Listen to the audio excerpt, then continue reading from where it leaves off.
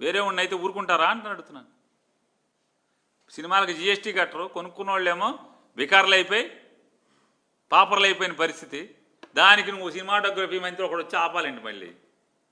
ఇవన్నీ వేస్ట్ మాటలు ఎందుకు ఇదంతా?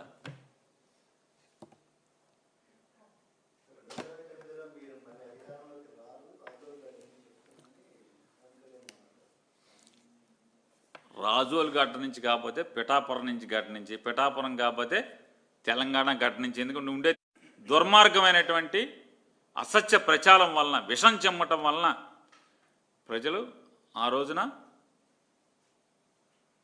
జగన్మోహన్ రెడ్డి గారి యొక్క మంచిని గుర్తించలేకపోయారు. 6 మాసాలు తిరిగేప్పటికి మీరెన్ని పాపాలు చేశారు, ఎంత విషం చిమ్మారో ప్రజలు గమనించారు. కాబట్టే ఇవాళ మన కళ్ళకి గంతలు కట్టి విషం చిమ్మి ఒక మంచోడిని మనకి ముఖ్యమంత్రిగా కానివ్వకుండా చేశారనేది